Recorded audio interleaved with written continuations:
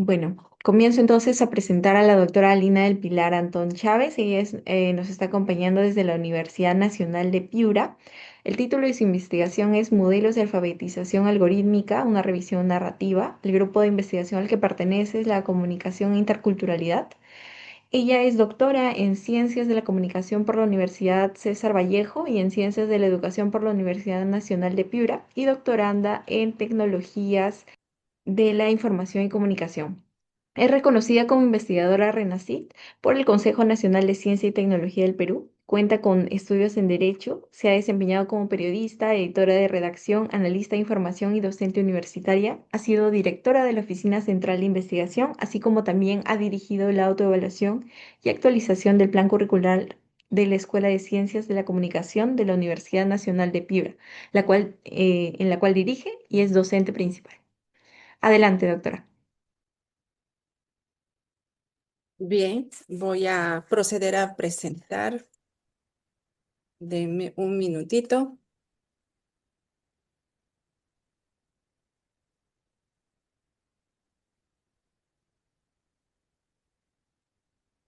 Bien, creo que estamos, sí se observa mi pantalla, ¿correcto? Bien, buenos días a todos. Mi agradecimiento a la Red Peruana de Universidades por facilitar este tipo de espacios que nos permiten compartir nuestras investigaciones y también a la Universidad Nacional de Piura por asignarme su representación. La investigación que voy a compartir con ustedes es modelos de alfabetización algorítmica, una revisión narrativa que forma parte de un avance preliminar de artículo del proyecto Modelo de Fortalecimiento de Competencias Sociocomunicativas basado en prácticas digitales de la generación Z de la provincia de Piura en el 2026 y que está financiada por la Universidad Nacional de Piura. Eh, Bien, el contenido está organizado de esta manera. Y voy a empezar comentándoles lo que fue noticia la semana pasada respecto a la condena que se le impuso a Meta y YouTube, ¿no? Y que pone en la palestra a los algoritmos y sus efectos, en particular su funcionamiento y sus efectos en la salud mental. Sin embargo, en esta nota, respecto a la sentencia, debemos tener en cuenta, como lo indica Faro Digital. Creo que mi presentación desapareció. Por favor, confírmenme. No, se O logra visualizar, doctora. porque yo no la veo. No puedo verla. Ha desaparecido de mi pantalla. Un minutito, por favor.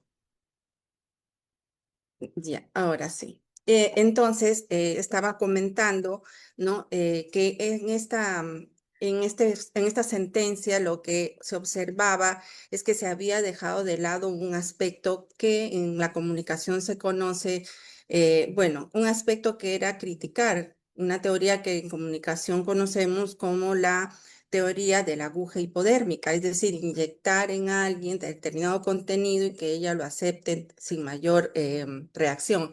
En este caso consideramos, igual que Faro Digital, que las personas tienen capacidad de agencia y capacidad para reaccionar frente a determinados contenidos. Debemos anotar que si bien los algoritmos, ¿no? Lo que hacen es resolver problemas o realizar tareas específicas siguiendo una lógica finita de instrucciones, ¿no? Procesando información, hemos visto que desde su aplicación los algoritmos han pasado de ser herramientas técnicas a mediadores en aspectos como en campos como lo social, comunicativo, político, basándose en los perfiles de los usuarios. Por eso es que pueden recomendar contenido, filtrar información, moldear percepciones y conductas, es decir, sugieren, recomiendan, inciden y anticipan. Hay autores que plantean que los algoritmos no piensan por sí mismos, no deliberan moralmente por sí mismos y responden sin tomar en cuenta el contexto. Pero ahí tenemos que ir a mirar el diseño de estos algoritmos, ¿no? Entonces ahí van a estar en juego, por ejemplo, aspectos como el nivel de autonomía. ¿no? Las instrucciones que les hayan sido proporcionadas y las bases de datos con las que funcionan. Y esto va a hacer que se generen sesgos tanto en su comportamiento como en su contenido.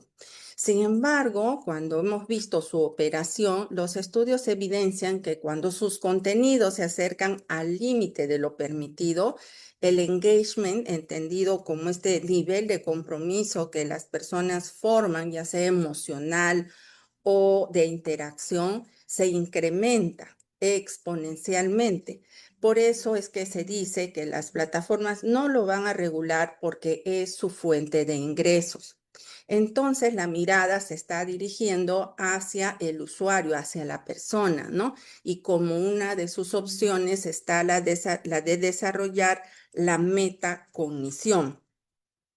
¿Por qué? Porque es un mecanismo interno que le va a indicar a la persona cuándo puede detener, modificar, cambiar el rumbo de la búsqueda, hacer una pausa, ¿no?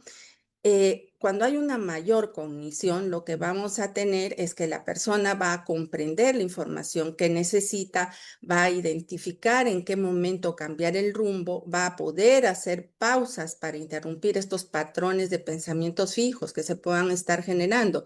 De lo contrario, cuando hay una menor metacognición, van a aceptar la primera respuesta, van a confiar en los resultados, no van a comprobar si son precisas y relevantes. Uno de estos procesos que nos puede ayudar a desarrollar esta metacognición es la alfabetización algorítmica, ¿no? Sin embargo, cuando hemos revisado la literatura, hay diferentes perspectivas desde las que se define la alfabetización algorítmica. La primera es mirarla desde su aspecto técnico cuando busca desarrollar la comprensión del funcionamiento de los algoritmos y sistemas de inteligencia artificial. Pero esta manera de verlo es muy limitada porque la alfabetización algorítmica da mucho más que eso. También está esta manera de observarla como una competencia que transversaliza procesos educativos, ¿no? Por eso es que cuando se define desde esta mirada, ¿no? Va a tomar aspectos pedagógicos, simplificando un fenómeno un proceso que es complejo. Y luego está esta perspectiva de mirarla como capacidad de cuestionar los algoritmos en cuanto a sus sesgos, a la manera poco transparente de comportarse y generar relaciones de poder, la conciencia crítica. Pero cuando ya estamos en este cuadrante, estamos pasando de lo técnico hacia lo político, ¿no? Y finalmente está este tema de mirarlo desde la competencia que la ubica en las relaciones que se establecen entre el usuario, las tecnologías y las instituciones, que va a generar una ecología de relaciones porque va a comprender el contexto, el uso y la regulación, ¿no? Pero en esencia lo que estamos viendo es que la alfabetización algorítmica es parte de la alfabetización en inteligencia artificial, teniendo en cuenta que la alfabetización en inteligencia artificial va desde cómo funciona, ¿no? Hasta los efectos del algoritmo. Entonces, la alfabetización algorítmica se centra sobre todo en entender, analizar, cuestionar los algoritmos. Em, en este sentido, viendo este contexto, ¿no? En que tenemos que desarrollar la metacognición, centrarnos en los sujetos, en los usuarios, en las personas, es válido que nos preguntemos qué elementos consideran los modelos que se han diseñado hasta ahora sobre alfabetización algorítmica entre el 2020 y el 2026. Por eso nos propusimos identificar estos elementos de los modelos, ¿no? Y clasificarnos, reconocer los elementos comunes y distinguir los elementos que los diferencian. Para ello hicimos una investigación básica y exploratoria utilizando Scopus, ¿no? Y lo que recogimos fueron artículos científicos de acceso abierto en cualquier idioma. Usamos este operador booleano y fijamos el periodo entre 2020 y 2026. Se seleccionaron 23 artículos en su mayor parte procedentes de Estados Unidos y afiliados a las universidades que ustedes pueden apreciar en pantalla.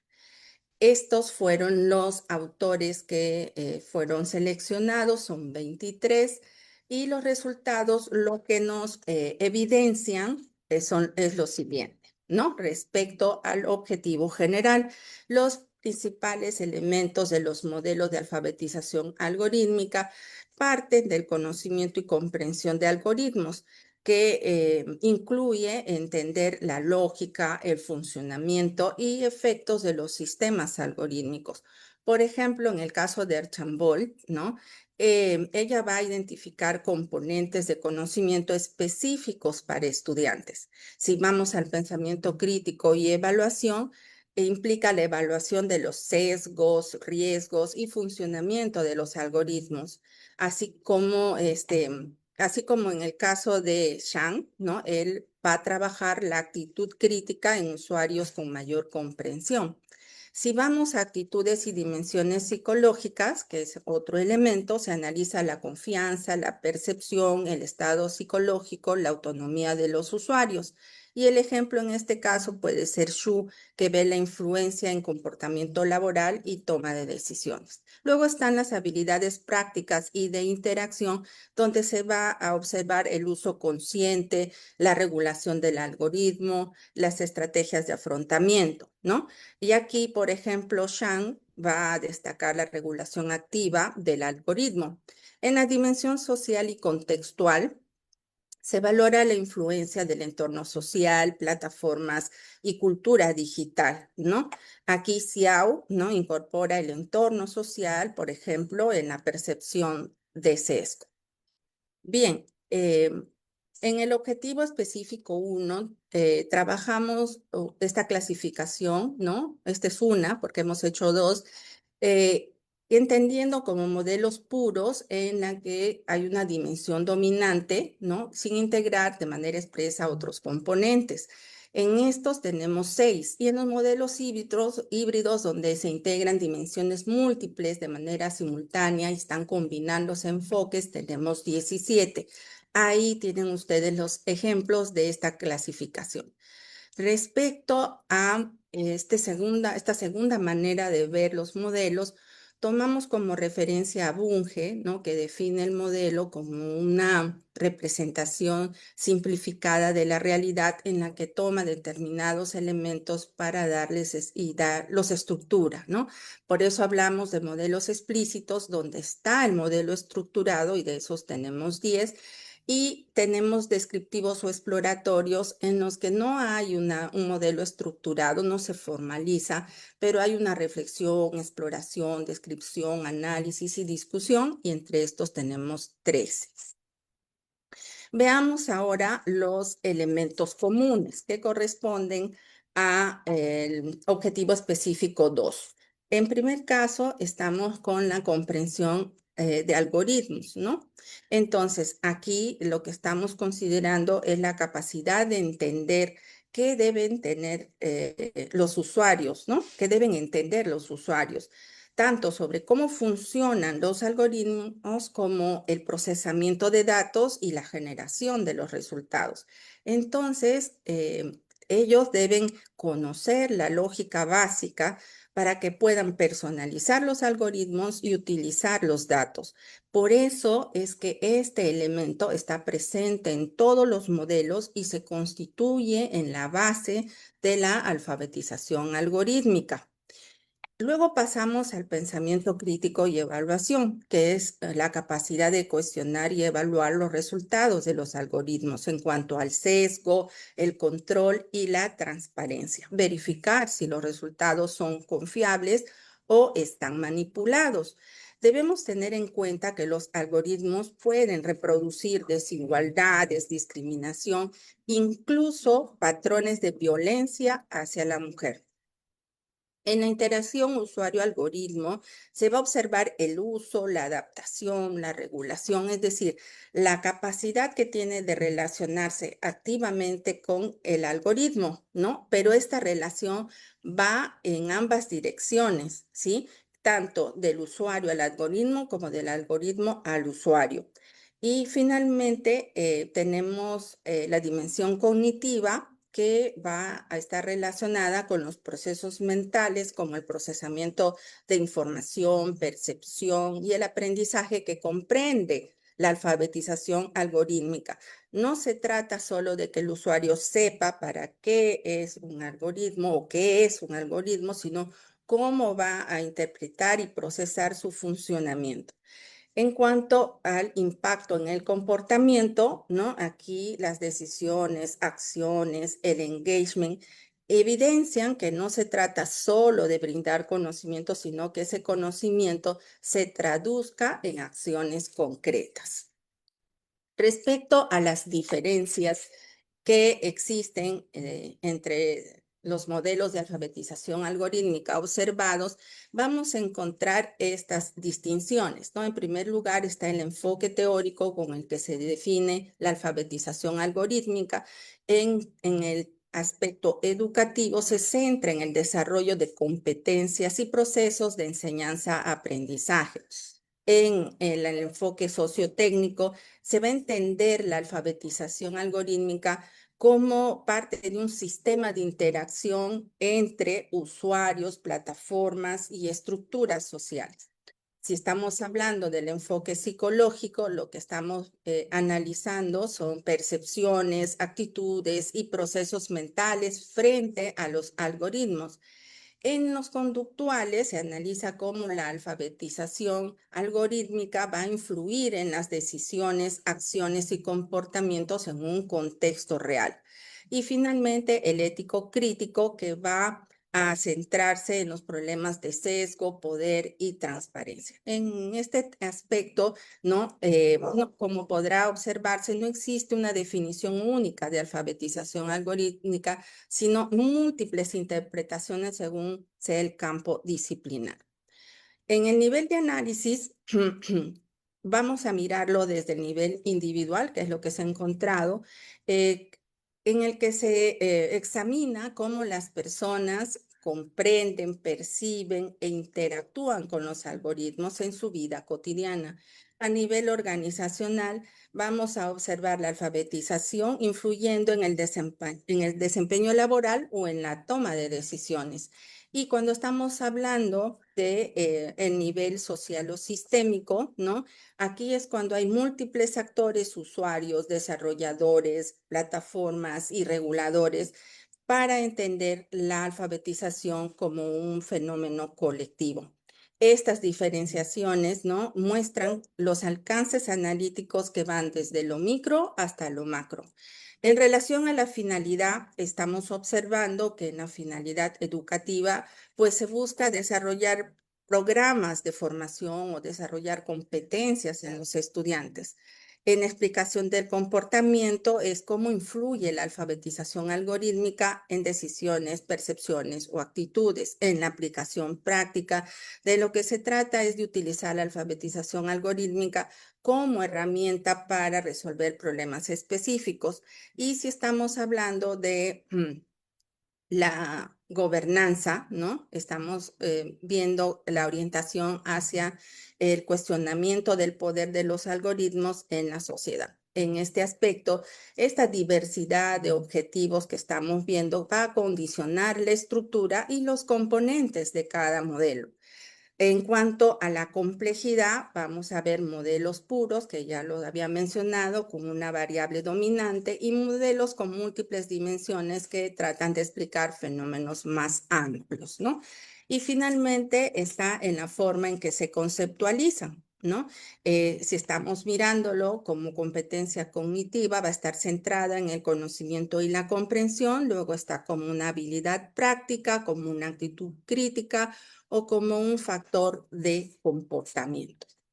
Nuestras conclusiones entonces son las siguientes. Los elementos que se han identificado evidencian que la alfabetización algorítmica es multidimensional, por lo tanto integral, ¿no? Lo que va a dar lugar a que se trate de comprender cómo funcionan los algoritmos y sus lógicas, que las personas puedan cuestionarlos, sean conscientes de sus efectos, sepan interactuar con ellos y tengan en cuenta el contexto.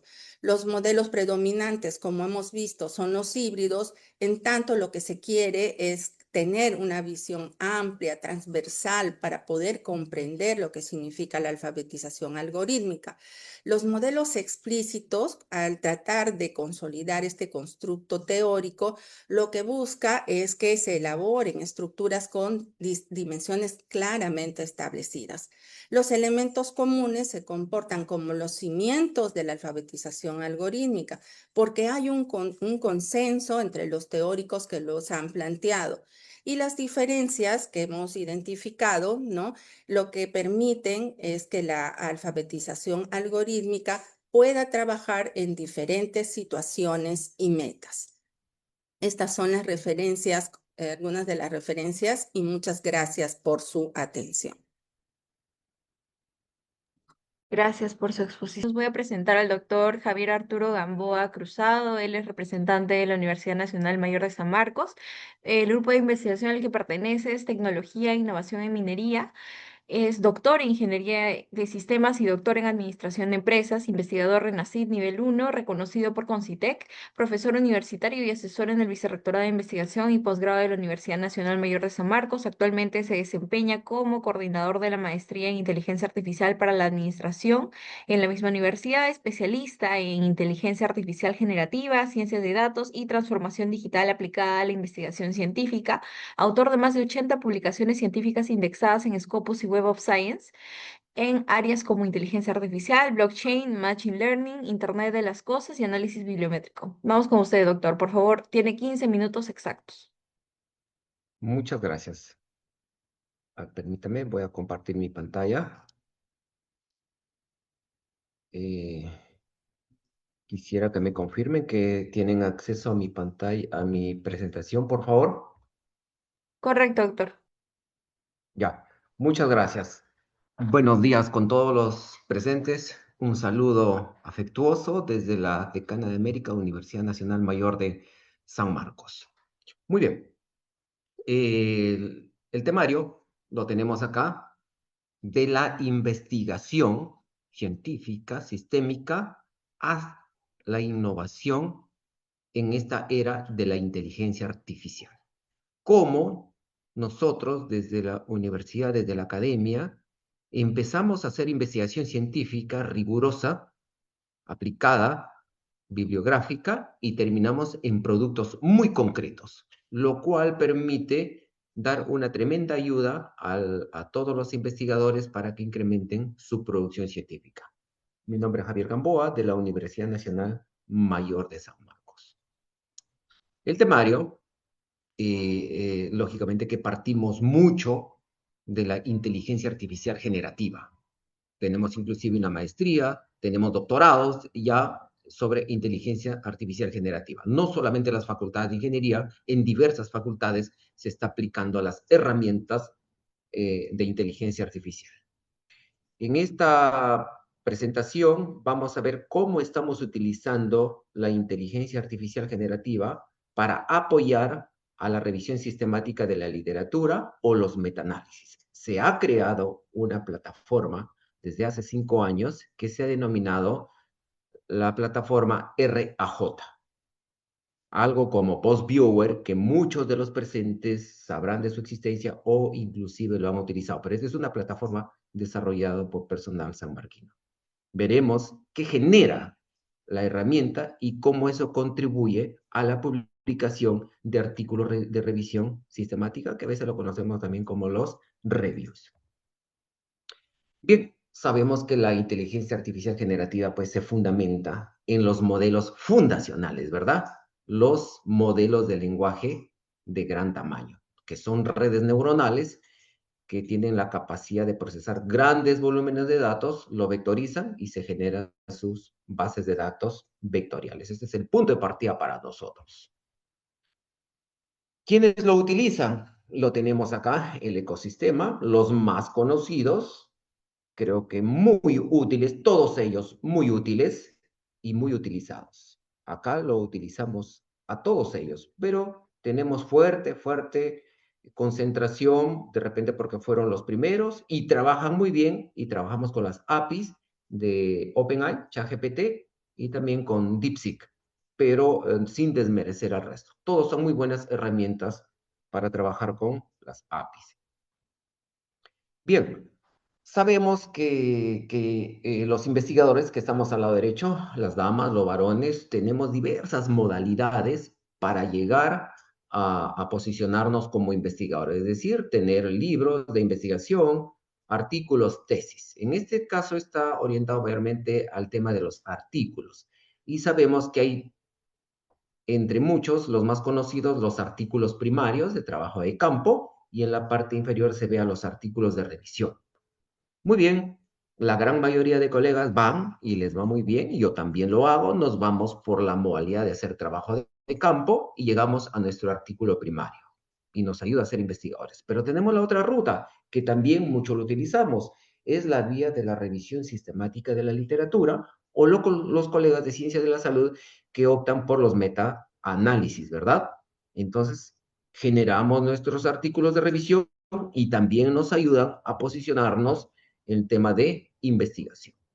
Entonces, hemos concentrado en esta ponencia en la parte inferior, cómo la inteligencia artificial ayuda a los temas de revisión sistemática de la literatura, pero no simplemente a sacar un resumen, a hacer una introducción, no, ya vamos a ver que nosotros hemos profundizado muchísimo al respecto. Recordamos nada más que la revisión sistemática como un proceso que permite identificar grandes fuentes de datos, muchísima literatura relevante, analizarlo, procesarlo y responder a preguntas de investigación. Lo tenemos acá de manera esquemática, pues. Entonces, la herramienta que se ha desarrollado permite apoyar en cada una de estas etapas. En cada una de estas etapas. Es muy conocido, por ejemplo, la herramienta de inteligencia artificial de Scopus, que ayuda muchísimo a buscar, pero solamente busquen Scopus, pues.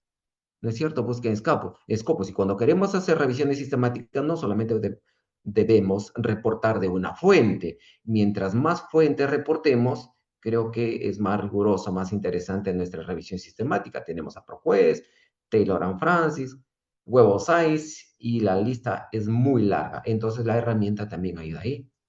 Donde más hemos incidido es en el análisis. Bueno, nosotros con el diagrama Prisma perfectamente podemos hacer nuestro filtrado, ¿no? No hay ninguna dificultad.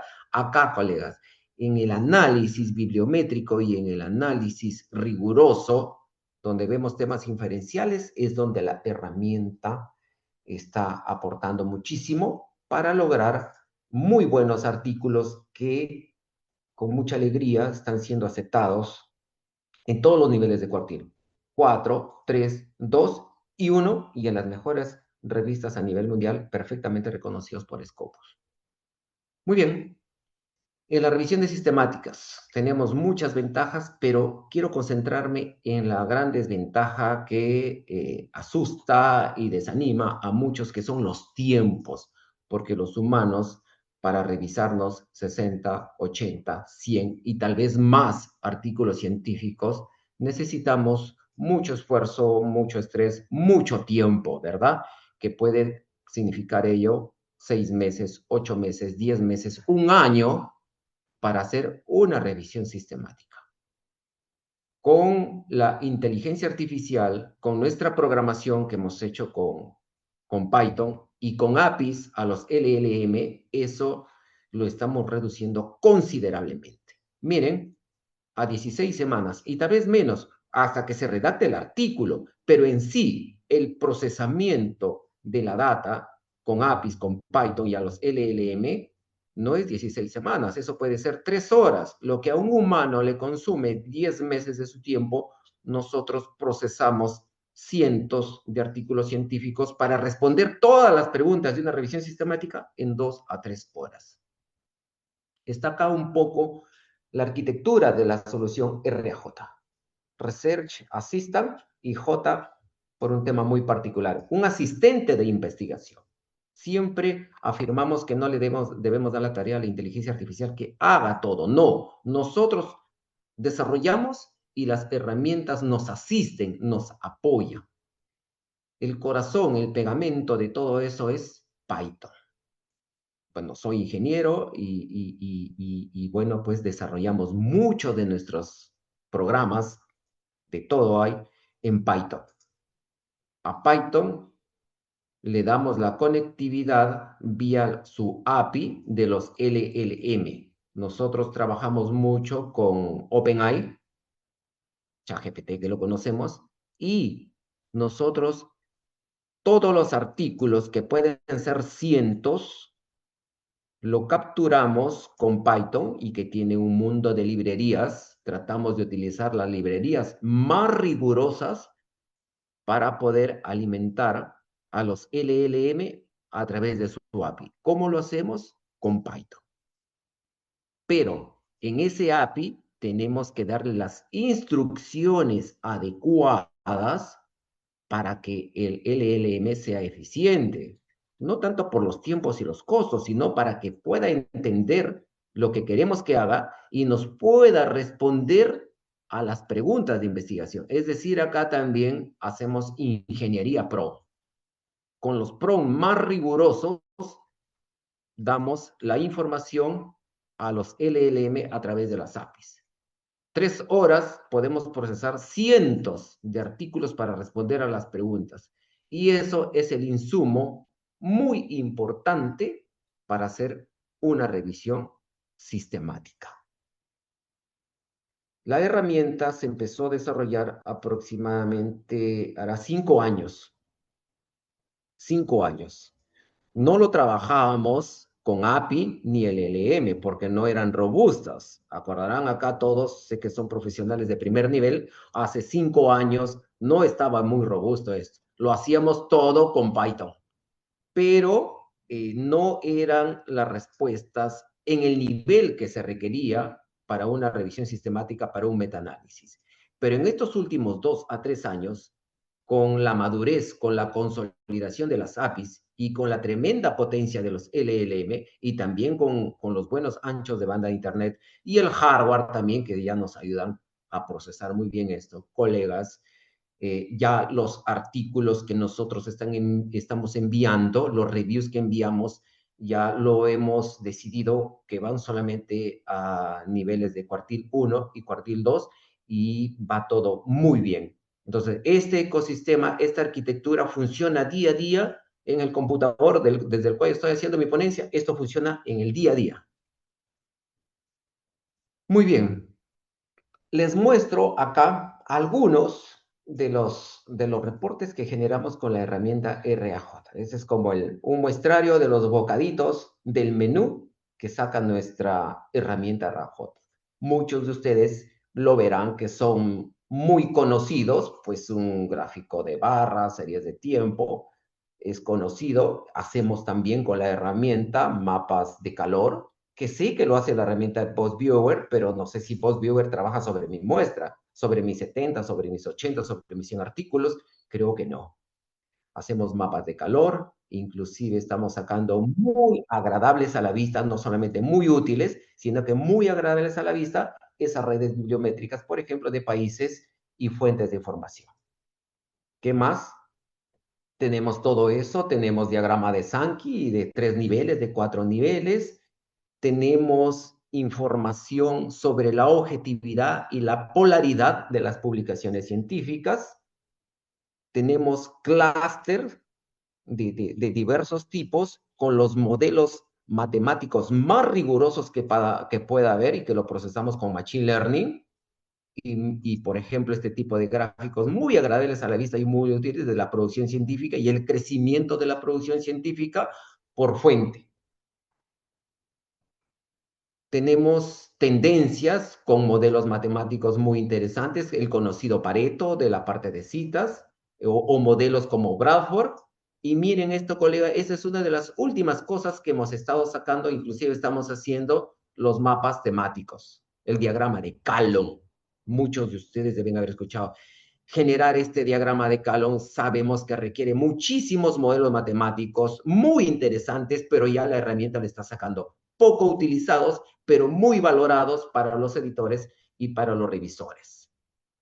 También sacamos consolidados, muy interesante, como ustedes verán estos encabezados, sacamos los métodos que se han utilizado en los cientos de artículos, los agrupamos por categoría, sus performances, sus limitaciones, sus tendencias, para todos los gustos sacamos esto también muy valorados en las revisiones sistemáticas.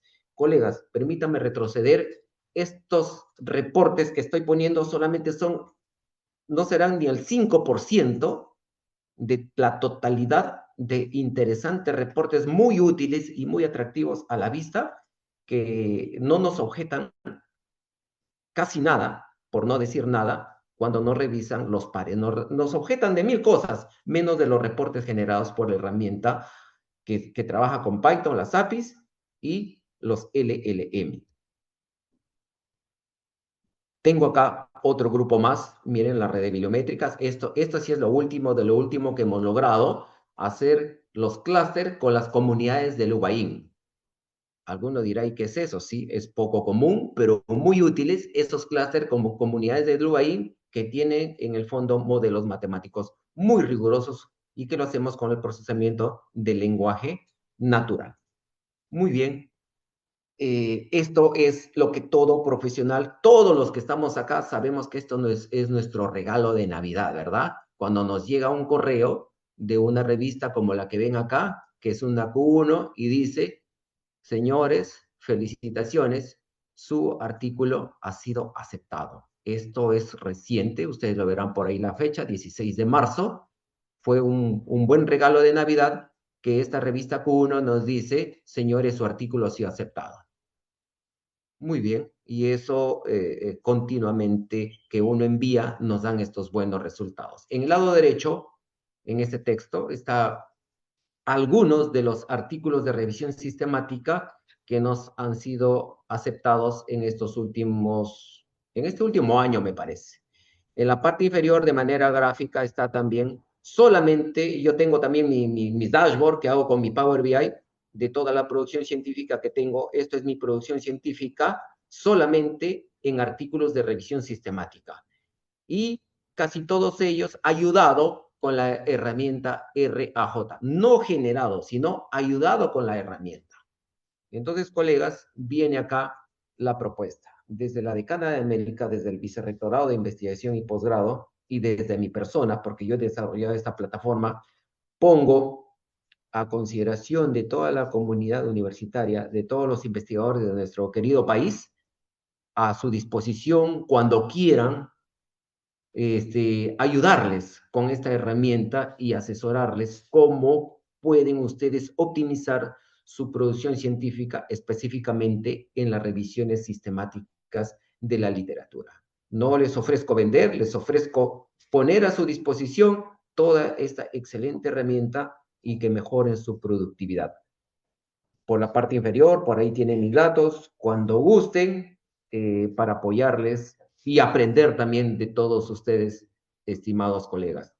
Gracias por su tiempo, espero no haberme excedido en mi tiempo y estoy a la espera de sus consultas. Muchas gracias nuevamente. Mucho tiempo, doctor. Muchas gracias por la ponencia, muy interesante esta propuesta de colaboración que trae. Por favor, a los participantes les recordamos que pueden dejar sus consultas por el chat. Por ese medio estaremos etiquetando al doctor Gamboa para que pueda absolver sus dudas, consultas. Bueno, siendo así, vamos con el siguiente ponente, el doctor Muchas Mario gracias. Nicanor Vargas. Gracias a usted, doctor. El doctor Mario Nicanor Vargas Bejarano. Él es el representante de la Universidad Andina del Cusco. Él pertenece al grupo de investigación multidisciplinaria en inteligencia artificial, innovación sostenible, educación, emprendimiento y tecnología humana. Es doctor en administración, magíster en administración estratégica de empresas y maestro en finanzas, con una sólida formación complementaria en economía circular, sostenibilidad, finanzas, banca y microfinanzas, talento humano, gestión de riesgos, investigación científica e inteligencia artificial generativa. Cuenta con más de 18 años de experiencia profesional en el sistema financiero, habiéndose desempeñado como gerente y analista senior en instituciones como Interbank, Banco de Crédito del Perú y Caja del Cusco. Actualmente es docente universitario de pre y posgrado a nivel nacional e internacional, coordinador del área de administración de proyectos de investigación y CFO fundador de Vargas Bejarano Consulting. Es investigador con publicaciones de alto impacto en revistas indexadas sobre sostenibilidad, responsabilidad social corporativa, negocios, emprendimiento, finanzas, economía circular, gestión bancaria y microfinanciera. Educación, innovación, tecnología e inteligencia artificial aplicada con activa participación académica y científica. Le damos pase, doctor. Tiene 15 minutos. Muy bien, muy buenos días, muchas gracias. Me confirman, por favor, si se logra visualizar mi presentación. Se logra visualizar, doctor. Muchas gracias. De primera intención, muy buenos días. Agradecer a la Red Peruana de Universidades por darnos este espacio de compartir los resultados de nuestras investigaciones. De la misma manera, como usted lo ha manifestado, doy gracias a la Universidad Andina del Cusco, a la Dirección de Gestión, Investigación y Producción Intelectual, que nos ha permitido desarrollar esta investigación y hoy día compartimos los resultados de esta investigación. Esta investigación se denomina Impacto de los riesgos percibidos en la resistencia a la inteligencia artificial generativa en la educación superior universitaria, específicamente en las carreras de ingeniería. Como bien he manifestado, esta investigación ha sido desarrollada por el doctor Nicolás Núñez y mi persona. El contenido o el hilo de la presentación va a ir en un primer escenario desde la introducción, problema de investigación, objetivos de estudio, el marco teórico, la hipótesis o las hipótesis, la metodología, variables de estudio, resultados principales, discusión, implicancias y conclusiones. Quiero empezar la parte introductoria con esta frase que va a ser el hilo conductor de esta presentación. Las tecnologías o la tecnología más útil no siempre es la más utilizada. ¿Qué quiere decir esto? El estudio de investigación que hemos realizado evidencia el por qué los estudiantes, en este caso específico de las carreras de ingeniería, muestran cierta resistencia al uso de la inteligencia artificial generativa, a pesar de los grandes beneficios que promete en el proceso de aprendizaje y los beneficios funcionales como esto, ¿no? Entonces, hemos podido integrar una serie de teorías. Una de ellas es la teoría unificada de aceptación y uso tecnológico y la teoría de evitación de amenazas en las tecnologías para analizar los riesgos, en este caso, percibidos. ¿Ok?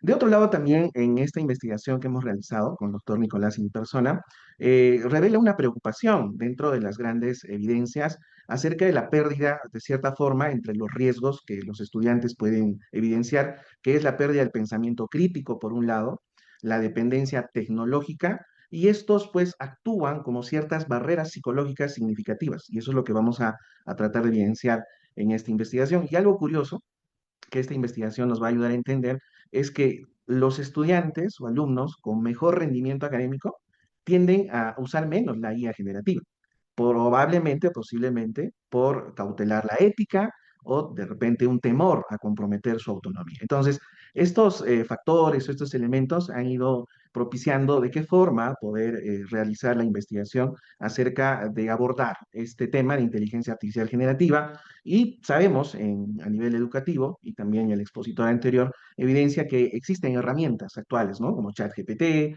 Gemini, DeepSeek, Cloud, Copilot, Notebook, entre otros, que los estudiantes tienen a su disposición.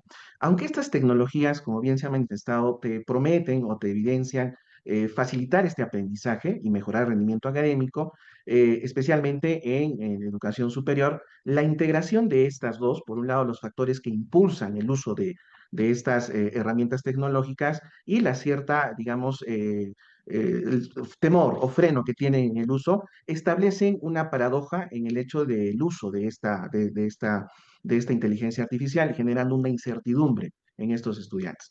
También vamos a observar que la adopción de digamos, del uso de la inteligencia artificial no es de uso universal, no todos lo usan, ¿no?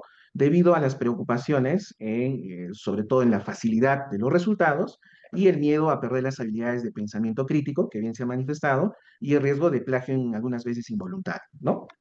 Esto a manera introductoria. De otro lado, los problemas que abordamos en esta investigación se centra básicamente en el escenario paradójico, ¿no? A pesar de los beneficios que evidencia la inteligencia artificial generativa, nos hemos dado cuenta que muchos estudiantes deciden no utilizarlo. Y justamente por eso es una de, digamos, las razones de estudiar esto, ¿no? Nosotros nos hemos dado cuenta que el problema radica en entender por qué ocurre este fenómeno entre el uso y el no uso, ¿no? Es una paradoja que hemos estudiado frente al papel que juegan los riesgos percibidos en esta decisión y que hemos incorporado una variable moderadora que es la variable de rendimiento académico de los estudiantes. Los objetivos de estudio, en este caso, van orientados principalmente a analizar si los riesgos percibidos predicen en un menor uso autoinformado por los estudiantes de herramientas de inteligencia artificial generativa entre estudiantes de las carreras de ingeniería y determinar si esta relación es moderada por el desempeño académico. Eso es básicamente lo que estamos tratando de evidenciar. El marco teórico que hemos podido utilizar para este trabajo de investigación integra dos teorías bien reconocidas. Por un lado, la teoría unificada de aceptación y uso tecnológico, que enfoca básicamente los factores que van a promover la adopción, por un lado, y por otro lado, la expectativa de rendimiento. También el estudio de la facilidad de uso, la influencia social del entorno y las condiciones facilitadoras. Esto bien lo estudia en el caso de Betantech y otros autores en el 2003 y Scherer y otros autores en el 2019. Y por otro lado, la teoría de la evitación de amenazas tecnológicas. Y esta teoría lo que propone, curiosamente, es que los usuarios o quienes utilicen la tecnología en ocasiones evitan activamente una tecnología por percibir ciertos riesgos o amenazas. Esto quiere decir que se basa en un primer espacio en la susceptibilidad y gravedad del daño al momento de evaluación de amenazas del uso y la evaluación de afrontamiento, que la teoría lo especifica de esa manera, en la eficacia de las medidas de protección y también la autoeficacia directa con el uso que se le brinda. Esto ha sido estudiado por varios autores, pero básicamente estudiamos el estudio, valga la redundancia, de Li Yang Xue, de sus trabajos de investigación en el 2009 y en el 2010. Ambas teorías nos han permitido establecer que la adopción de estas tecnologías no solo dependen de los beneficios, sino también de los riesgos que se perciben. Las hipótesis de estudio, en un primer escenario, estamos tratando de analizar de que los niveles más altos de riesgo percibido predicen un menor uso autoinformado de la inteligencia artificial generativa. Y una segunda hipótesis, buscar la relación, si es que existe, de manera negativa, entre el riesgo percibido y el uso de la inteligencia artificial generativa en un escenario más fuerte en los estudiantes con alto rendimiento académico. Vuelvo a repetir, que el rendimiento académico se inserta como una variable moderadora de esta relación. En la metodología se ha empleado un enfoque netamente cuantitativo y explicativo mediante un modelo de regresión logística ordinal. Se ha hecho o se ha aplicado un cuestionario a 258 estudiantes de las carreras de ingeniería y se ha evaluado el cumplimiento del supuesto de las probabilidades proporcionales que hace un momento se han comentado en las hipótesis y la validez de este modelo, ¿no? ¿Por qué se ha utilizado el modelo de regresión logística ordinal? Debido a que las variables dependientes, en este caso el nivel de uso de inteligencia artificial generativa, tiene una naturaleza básicamente ordinal, con ciertas categorías como son los niveles bajo, medio y alto, y el modelo resulta ideal, resulta, digamos, muy beneficioso para estimar estas probabilidades acumuladas. Y los estudiantes evidencian, digamos, entre los niveles superior y medio e inferior, permitiendo esto analizar el impacto de los riesgos percibidos y el riesgo académico. Entonces, es una de las razones por la cual hemos utilizado este tipo de método como tal. ¿Ok?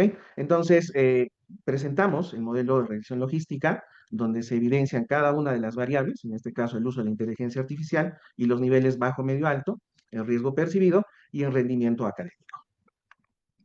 Las variables de estudio, como bien se han identificado, tenemos como riesgo percibido variable independiente y la variable independiente el uso de la inteligencia artificial y dentro de ella las dimensiones como pérdida del pensamiento crítico, el impacto en formación profesional y los errores en el uso de la IA y por el lado del uso de la IA la resolución de tareas y el feedback académico que se puede brindar. Vuelvo a repetir que el rendimiento académico está interviniendo en este caso como una variable moderadora.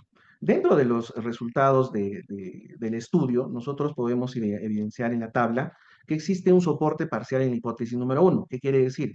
Que un mayor riesgo percibido se va a asociar con una menor probabilidad de uso intensivo de la inteligencia artificial generativa. Tal es así que el coeficiente beta, que estamos evidenciando en el primer cuadrante, menos 1.155, y el p-valor de significancia, el 0.06, establece un aumento en una unidad en el riesgo percibido. Esto va a impactar o va a reducir en un 23% probablemente en el uso de la inteligencia artificial en un nivel alto. ¿Ok? Ese es el primer, digamos, resultado que podemos evidenciar. En el segundo escenario podemos evidenciar que vamos a rechazar la hipótesis número 2. ¿Cuál es esa hipótesis? No se ha confirmado que la relación fuera significativamente más fuerte en los estudiantes de alto rendimiento, que es lo que se manifestó al inicio, porque el p-valor, el valor de significancia, es de 0.062. Hemos tenido un hallazgo inesperado y eso es lo, digamos, lo más gratificante de la investigación, debido a que van cerrando algunas brechas del conocimiento al encontrar un vacío. El hallazgo inesperado en este caso es que los estudiantes con mejor rendimiento académico, cualquiera podía pensar que hacen uso intensivo de la inteligencia artificial, pero en la investigación nos hemos dado cuenta que tienden a usar menos la inteligencia artificial por el grado de significancia que podemos evidenciar en el cuadrante, ¿no? Que es igual a 0.04. Probablemente o posiblemente esto sea porque existe una mayor conciencia ética y una cautela, digamos, académica por los riesgos que puedan dar. Y ahí hay que incidir en políticas claras en el uso justamente de la inteligencia artificial. Y por otro lado, los estudiantes de bajo rendimiento mostraron una mayor sensibilidad a los riesgos percibidos. El hallazgo clave dentro de este estudio es establecer este modelo, que digamos es el resultado de la investigación que ponemos a disposición, el cual establece específicamente en el modelo 2 que se estima la probabilidad que un estudiante se sitúe en una categoría superior de uso de inteligencia artificial. Esto considera que tanto el riesgo percibido y su rendimiento académico, así como la interacción de ambas dimensiones, puedan tener este tipo de comportamiento, de manera directa o indirecta. El coeficiente negativo que se evidencia en los dos primeros nos evidencia que existe un mayor riesgo percibido y esto se asocia con menor probabilidad en un mayor uso de la inteligencia artificial y la interacción como una relación positiva porque suma. Entonces, el modelo como tal, en un primer escenario, establece una relación negativa, ¿no? Inversamente proporcional, y en la segunda, y la interacción de los dos, y es una relación positiva. Entonces, el coeficiente positivo de interacción lo que nos da a conocer es que el efecto negativo de las dos primeras variables, digamos, estudiadas, se modera parcialmente entre los estudiantes con mayor rendimiento académico.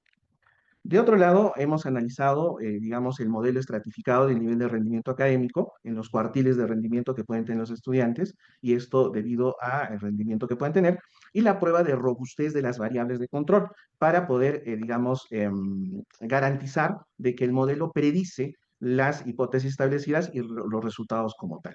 En la tabla número 2, por ejemplo, podemos evidenciar que los puntos claves que muestra son los tercios inferiores, que estudiantes de menos rendimiento, el tercio medio superior, que son grupos que no se encuentran en efecto significativo en el estudio propiamente dicho, y la sensibilidad de indiferencia de los estudiantes que sugieren los estudios con menor rendimiento, ¿no? Ya sea por, digamos, en el uso de herramientas por el miedo a la incertidumbre, a los riesgos que puedan establecer o al alto rendimiento que podrían tener en otras motivaciones, ¿no? Como de repente ver el tema de la ética, como bien se ha manifestado, y la protección de su propia autonomía en el uso de la inteligencia artificial. En resumen, en esta tabla lo que podemos evidenciar, por un lado, es la sensibilidad a riesgo, que varía según el nivel o el perfil académico que tienen los estudiantes, con calificaciones de bajas, quienes más inhiben ante la percepción de amenazas tecnológicas. En la tabla número 3 hemos podido realizar, digamos, por el uso del modelo de regresión logística ordinal, siempre es necesario hacer una prueba de robustez que garantice la predecibilidad del modelo propuesto. Esto va a integrar las variables de control, como se ha manifestado, para evidenciar los hallazgos principales del modelo. Lo que podemos evidenciar de esta prueba de robustez, número uno, es en función a riesgo percibido, el coeficiente sigue siendo negativo, una relación inversa, y marginalmente significativo, ¿no? ¿Esto qué hace? Confirmar que existe una independencia entre otros factores que dan a entender que la inteligencia artificial digamos, en un riesgo reduce la probabilidad de usar de manera intensificada. Por el otro lado, en el rendimiento académico, gracias a la prueba de robustez, mediante un efecto negativo también, lo que hace es reafirmar o confirmar que los estudiantes con mejores notas tienden a usar menos la inteligencia artificial. La interacción de estas dos variables nos ha permitido, aunque no alcanza una significancia, digamos, estadística convencional, pero el coeficiente positivo sí nos da muchas luces, sí nos da mucha evidencia de confirmar que es consistente la hipótesis de que el rendimiento académico va a modular la percepción del riesgo. Entonces, de otro lado, también hemos visto el tema de género, ¿no? La influencia de variables de control, porque lo que evidencia la tabla que se muestra es que no se encontró un efecto significativo, ya sea en la variable varones o mujeres, y también en las carreras, ¿no? Como se evidencia en ingeniería civil, ingeniería geológica o industrial. Por ejemplo, ingeniería civil presenta un coeficiente negativo fuerte y significativo, e ingeniería geológica e industrial también muestran tendencias a un, digamos, uso menor y respectivamente, aunque con una menor fuerza estadística, ¿no? Entonces, gracias a estos resultados nos ha permitido hacer una comparación con la teoría y ver qué coincidencias o qué, digamos, diferencias tenemos con la literatura actual, ¿no? Lo que podemos destacar es que la percepción a riesgo actúa como una barrera crítica entre la adopción de la inteligencia artificial generativa, validando los principios de la teoría que hemos utilizado, la primera que es la teoría de evitación de amenazas tecnológicas, y por otro lado, la teoría específicamente orientada a los factores que impulsan el uso o motivan la utilidad de la inteligencia artificial. Entonces, esta evidencia, lo que hemos podido encontrar en los resultados, calza perfectamente con el estudio planteado por Kashnesh y otros autores en el 2023, quien señala que la adopción educativa requiere un equilibrio entre el potencial transformador, por un lado, de la inteligencia artificial y la preocupación que obviamente es legítimo, ¿no? Sobre los, digamos, partícipes en el proceso de aprendizaje.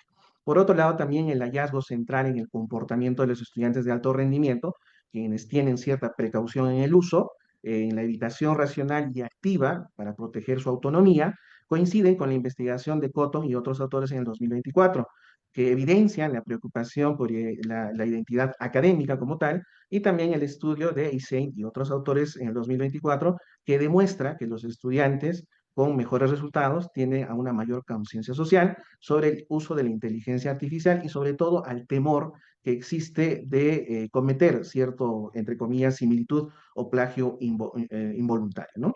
De otro lado, también el estudio de la sensibilidad al riesgo varía según los factores individuales, ¿no? Como la digamos, eficacia en el uso de la inteligencia artificial y el nivel educativo que puedan tener, según lo que también se ha podido evidenciar en la literatura de Liu y otros autores en el 2023.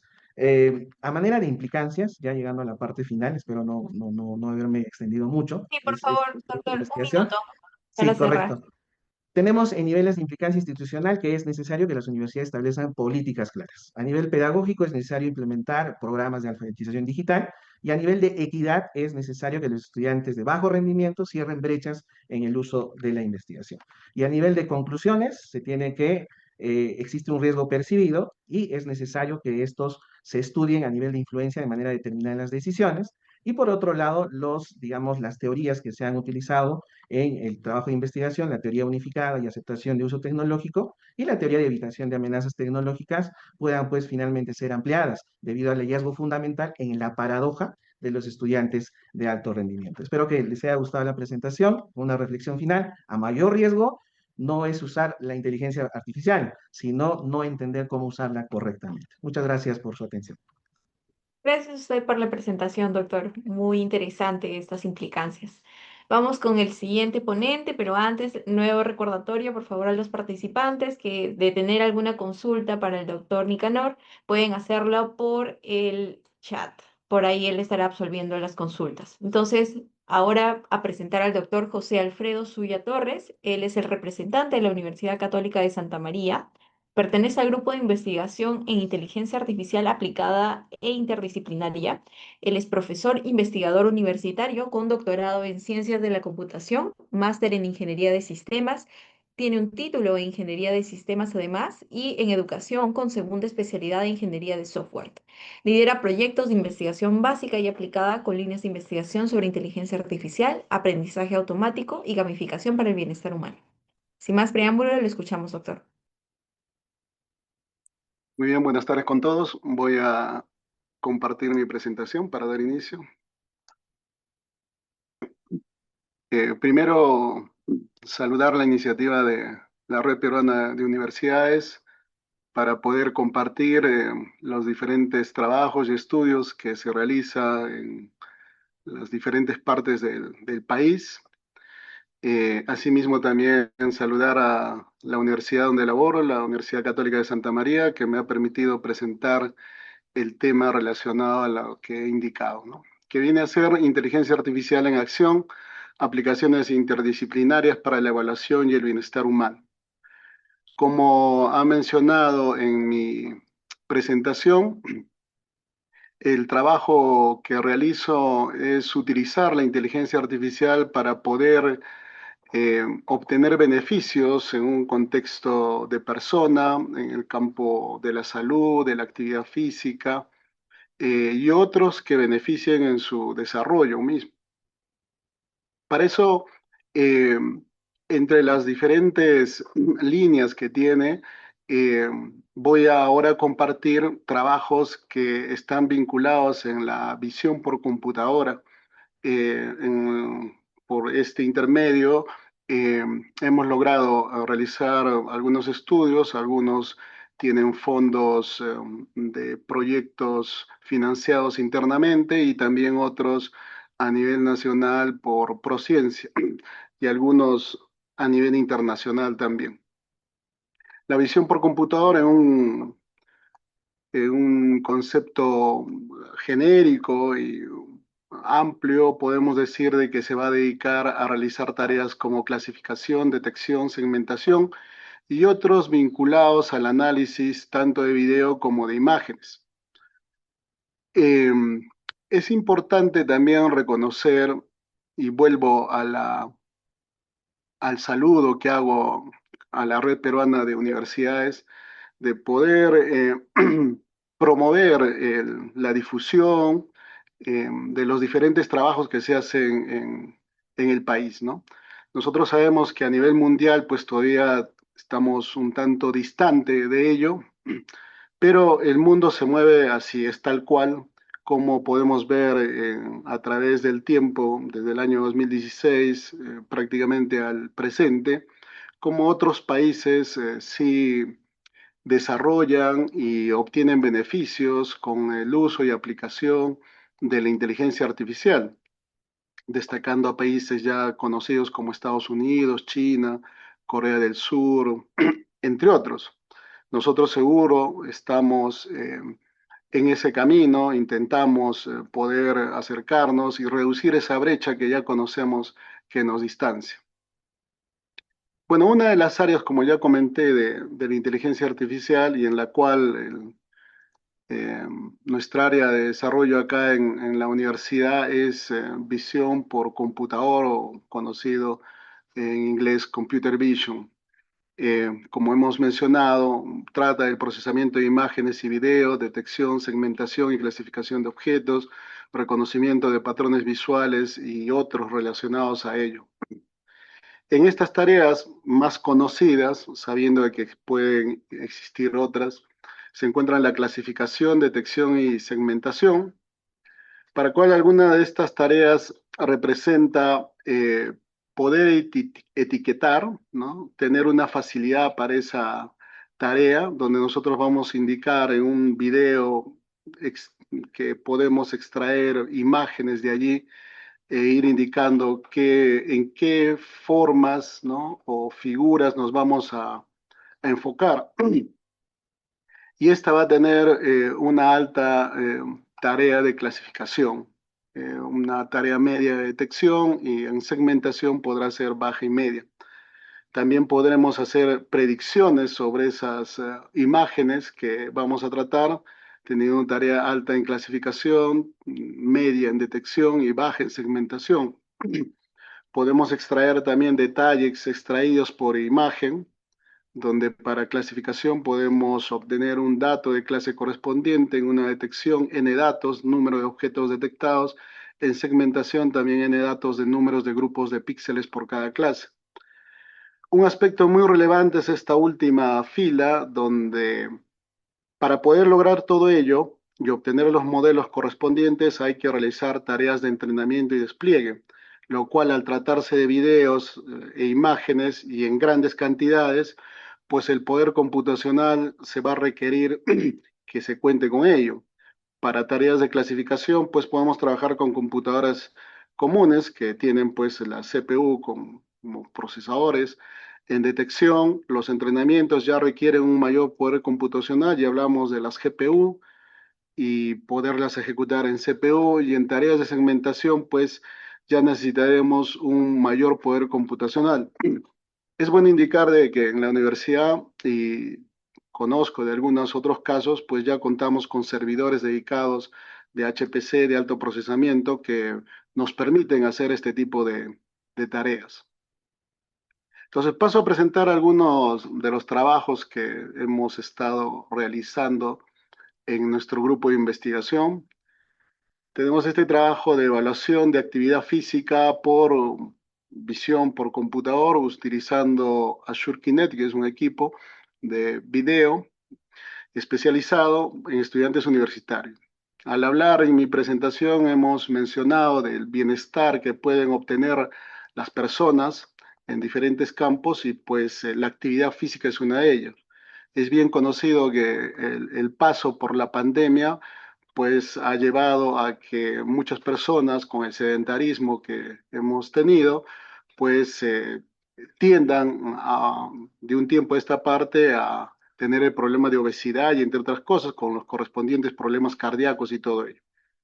Entonces se ha hecho esta investigación apoyándonos en visión por computadora y un equipo, como he mencionado, de la Shurkinet, que permita reconocer eh, a diferentes personas sus articulaciones, como se ve en la imagen, de tal manera que podamos apreciar si algunas actividades físicas se puedan estar llevando correctamente o no, ¿no? En el campo de la educación física, por ejemplo, o de entrenamiento de deportistas, de tal manera que podamos estar evaluando y verificando la correcta ejecución del mismo.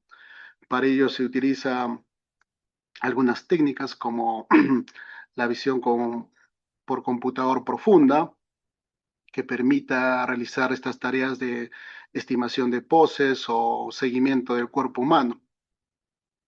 Entonces, este ha sido un primer estudio que hemos realizado y que ha sido publicado en una revista de IEEE. Una ampliación a esta tarea ha sido el desarrollo de un sistema de visión por computador multiplataforma para el soporte de la evaluación de las actividades físicas en escolares. El objetivo de este estudio, además de poder hacer la evaluación, fue el de construir un aplicativo que integre todos estos aspectos que la visión por computadora nos beneficia. Entonces, este aplicativo permitía reconocer los ángulos en los diferentes miembros que se utiliza en el ejercicio. En el caso de levantamiento de pesas, por ejemplo, permitía reconocer estos ángulos y le permitía también al profesor, al instructor, saber si se están realizando correctamente.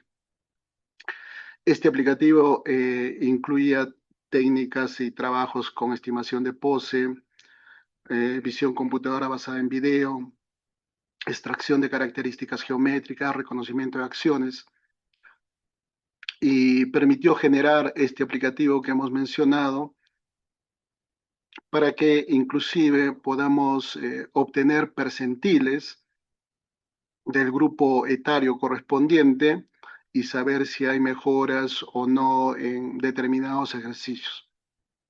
Este tipo de aplicativos también ha merecido poder hacer registro de propiedad intelectual ante Indecopy. Otro estudio que hemos trabajado con este entorno y ya utilizando el poder computacional que hemos mencionado, porque hemos visto que podemos aprovechar estas tareas de entrenamiento y funcionamiento en su ejecución, está en este trabajo, ¿no? Clasificación de equipos de protección personal con lo que es conocido Quantum Transfer Learning en ambientes industriales, ¿no? El Quantum Transfer Learning está dentro del concepto que ahora se está hablando también bastante, es la computación cuántica. Está claro que tener una computadora cuántica todavía es un tanto complicado, pero sí contamos con simuladores, en muchos casos son libres, en otros de paga, y que allí podemos aprovechar ese poder computacional para hacer las tareas mucho más rápidas, ¿no? Este trabajo fue una conferencia presentada en Tokio y auspiciada por la ASM. Esta es la metodología que se utilizó, donde teniendo varias filmaciones de entrenamiento de personal en ambientes mecánicos, industriales, como se ha mencionado, pues utilizábamos redes neuronales convolucionales, conocidas algunas de ellas como ResNet, ¿no? Con 34 capas que nos facilitaban las operaciones allí, y esta se vinculaba a las temáticas de computación cuántica. En este caso utilizamos 4 qubits. El término qubits es su representación moderna, podemos llamar, de los bits, ¿no? En el caso de los bits almacenan ceros y unos, los qubits tienen mayores dimensiones para almacenamiento y por lo cual permite hacer un mayor procesamiento. Y dentro de ello ya utilizábamos un algoritmo como el Basic Strangler Ansatz para poder hacer el trabajo computacional cuántico y nos permita clasificar, por ejemplo, en este caso, si algún equipo de protección personal, como pueden ser los cascos, como pueden ser las batas, los guantes, lentes, etcétera, están presentes, ausentes o colocados incorrectamente, ¿no? Al lado derecho se aprecia alguna de estas imágenes donde podemos ver en la parte superior izquierda, en la primera imagen, que tenemos personal sin sus cascos y otros sí. Y esto puede ser un riesgo. De hecho, en las fábricas o empresas sabrán que puede llevar a ciertas penalidades ello, ¿no? Entonces hay un reconocimiento de ello, así como en otros que no los tienen, y en la parte inferior derecha, pues sí, todos poseen ello, ¿no? Entonces, la computación a través de esta técnica de visión por computadora nos ayuda en esta tarea, ¿no? Eh, Comenté que algunos proyectos pues tienen auspicio y apoyo de fondos nacionales en Prociencia. En este caso fue un trabajo realizado en el campo de la salud cardíaca para pacientes con este problema, y utilizamos un aplicativo móvil para recuperar a través de los smartwatch sus frecuencias cardíacas, que luego la técnica que nos permitía apoyar de inteligencia artificial utilizada fue el clúster, y podíamos reconocer personas extrema gravedad, mediana o ligera, ¿no? Y unas técnicas que apoyaban a ella para este reconocimiento, como la geometría fractal. Este fue un trabajo colaborativo con universidades de Colombia y Perú, lo cual nos permitió presentar los resultados de este trabajo, ¿no? Entonces, la metodología utilizada fue el desarrollo de este aplicativo, incrustarlo en los smartwatch, utilizar los sensores, recuperar las señales, enviarlos a un almacenamiento en la nube, utilizar un procesamiento de la metodología que hemos mencionado y reconocer a través de geometría fractal mediante formas llamadas atractores, que no son otra cosa que la distorsión o la figura, en todo caso, que se genera a partir de valores de datos. Estos datos son la frecuencia cardíaca. Entonces, para cada persona va a tener una imagen asociada a su ritmo cardíaco, ¿no? Entonces hicimos un estudio de concordancia donde los valores que se tenía con los smartwatch mediante la dimensión fractal lo confrontábamos con los métodos eh, usuales que se tiene para ello, que es el uso del holter, ¿no? Este dispositivo que se coloca en el pecho, Y bueno, de acuerdo a la clasificación que nosotros obteníamos, poderlos reconocer en agrupamientos que nos brindan las técnicas de clustering, ¿no? Y actualmente nosotros tenemos otros estudios en ejecución. Uno destacable, por ejemplo, es el que también con fondos de Prociencia y que está siendo liderado por el doctor Hugo Jiménez Pacheco. Él es ingeniero químico y tiene su doctorado en la especialidad mecánica. Eh, pues desarrollamos lo que viene a ser un sistema de detección de microplásticos aerotransportados como indicador de contaminación ambiental en valles fluviales. Para ello, de manera similar a los trabajos anteriores, vamos a utilizar las filmaciones del medio ambiente justamente para reconocer estos elementos llamados microplásticos, que pueden ser elementos contaminantes y en muchos casos pues, que interfieran o generen problemas en diferentes aspectos, llámese agricultura, en la salud misma, ¿no? Y el modelo que vamos a utilizar para ello está conformado por esta secuencia de etapas. Un primer paso con lo cual ya se está trabajando es el muestreo del aire, tanto de manera física como a través de filmaciones. Se va a poder hacer una adquisición de los datos a nivel de imágenes de microscopía y también espectros FTIR y Raman. Para el trabajo que corresponde en el ámbito computacional, pues haremos esta detección visual que se ha estado mencionando. Utilizaremos algunos algoritmos que nos facilitan esta tarea, que por ejemplo es YOLO, uno de ellos también muy utilizado en estas tareas, son las máscaras de las regiones de redes convolucionales. Acá de pronto se puede ver algunos microplásticos que pueden estar siendo eh, delimitados, reconocidos, para que posteriormente puedan ser entrenados mediante los algoritmos y insertado en un aplicativo que al poder apreciarlo ya en el entorno real nos permite reconocer, como dice acá en la salida, pues si hay una concentración de ellos, qué tipos de microplásticos existen y una variación espaciotemporal.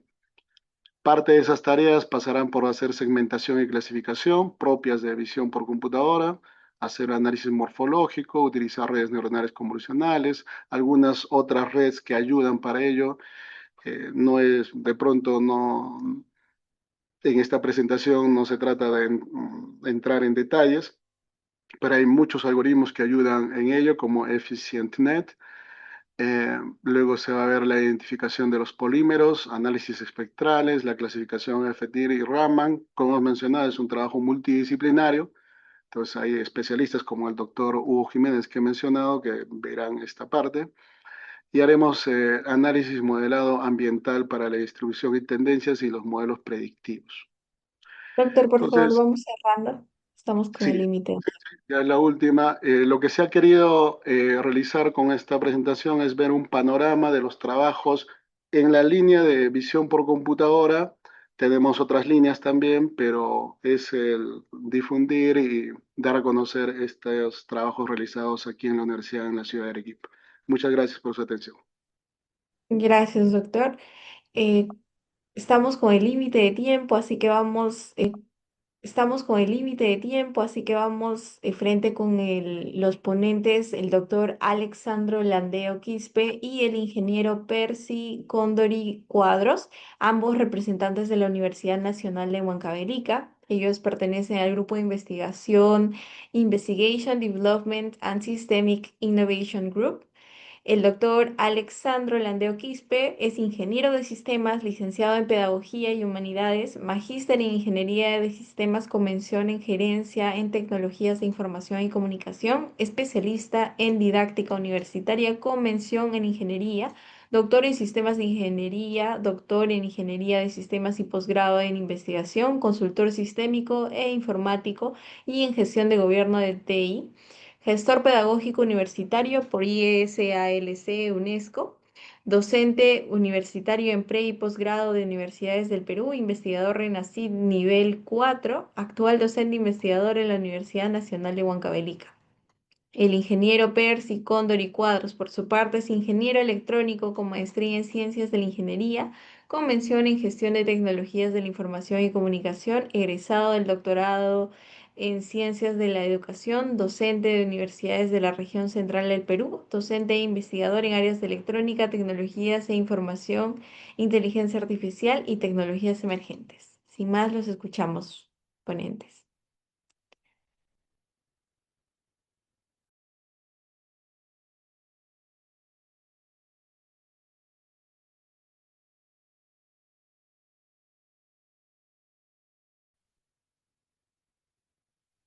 Muy buenas tardes.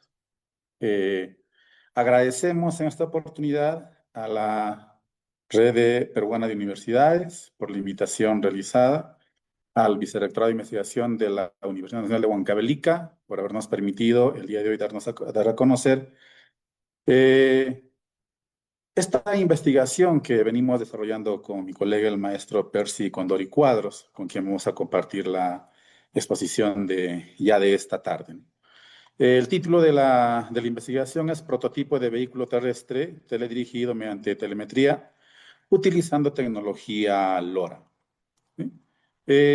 Para situarnos en el contexto, bueno, ya los colegas que nos han antecedido pues han dado a conocer cuáles son las bondades de las tecnologías de información en sus diferentes manifestaciones, ¿no? Por lo tanto, nosotros postulamos que es inminente e innegable pues la trascendencia de las TI en el desarrollo de la sociedad y de la humanidad. Muchos autores han escrito y han desarrollado al respecto. Citamos el día de hoy a Ortega, por ejemplo, quien puntualiza pues que la sociedad actual está viviendo una transformación, ¿no?, sin precedentes, pero esta transformación está marcada básicamente por el avance acelerado de las tecnologías de información y esto plasmado, materializado por los sistemas digitales, la red de comunicación, ¿no?, los entornos virtuales, ¿sí? Por lo tanto, esto determina que nosotros, las personas, las organizaciones, pues aprendamos, trabajemos, nos relacionemos y participemos en una vía pública de una manera mucho más diferente, mucho más dinámica. Y frente a ello, pues las tecnologías de información han dejado de ser esos recursos meramente técnicos y se han convertido en el activo estratégico de todas las organizaciones, que marca el desarrollo de la sociedad, ¿no? Marca la productividad, la innovación y la equidad en nuestra sociedad. En este contexto, con el colega Percy, cuando hemos visto pues una necesidad, se habla de globalización, se habla de conectividad, pero también se habla, y el cual hay mucho por trabajar en la brecha digital, sobre todo en conectividad, y hay lugares en nuestro país donde no llega la conectividad a Internet. Por lo tanto, necesitamos cubrir nosotros esa brecha.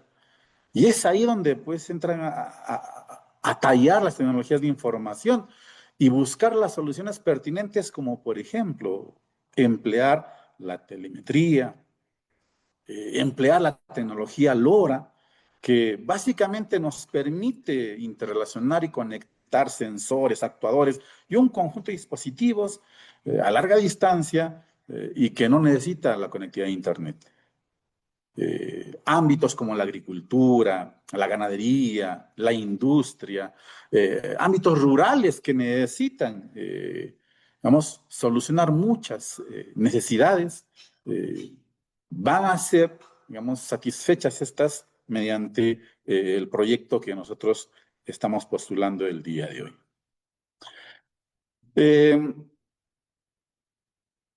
Necesitamos para enmarcarnos en el proyecto tener la idea de tres conceptos fundamentales, ¿no? La telemetría, que es parte de nuestra investigación, pues es aquella tecnología esa que está abocada a recolectar y transmitir datos de forma automatizada y realizar las mediciones con estas, pero desde fuentes distribuidas, o sea, remotas, lejanas. ¿sí? Y mediante esto nosotros podamos monitorizar, analizar y optimizar los recursos, ¿no?, que pueda contar una empresa, organización, etc. El proyecto está centrado en la utilización de un microcontrolador, que es la tarjeta de desarrollo ESP32, ¿no?, que es un módulo que nos permite o nos ha permitido controlar un conjunto de sensores, módulos y actuadores mediante conectividad Wi-Fi y Bluetooth. Este módulo también es ideal para generar proyectos de IoT. Y la tecnología LoRa, que es el acrónimo de Long Range, ¿no?, que es la plataforma inalámbrica, pues estándar para todo proyecto de IoT, ¿sí?, mediante el cual nosotros hemos desarrollado mucho la conexión entre el ente receptor y emisor, ¿no?, del proyecto que vamos a mostrar. Nuestro tipo de investigación se enmarca en una investigación de tipo tecnológico, porque dada la aplicación de nuestros conocimientos científicos y técnicos sobre tecnologías de información, telemetría, IoT, nos ha permitido lograr, ¿no?, el prototipo de vehículo teledirigido mediante telemetría utilizando la tecnología LoRa. El nivel al que hemos alcanzado es un nivel explicativo. El diseño de investigación es un diseño experimental. Y el método que hemos aplicado para el desarrollo del proyecto es el método de la cascada o el waterfall, que pasa por 5 fases, ¿no? Hemos determinado los requerimientos, que es nos permitió la planificación inicial, y determinar los requisitos para el proceso de desarrollo. Hemos diseñado, el cual consiste en estructurar y diseñar el prototipo. Hemos implementado a través de la codificación o construcción de nuestro prototipo. Hemos realizado las pruebas, ¿no?, mediante la verificación y control de calidad, y realizado el proceso de mantenimiento.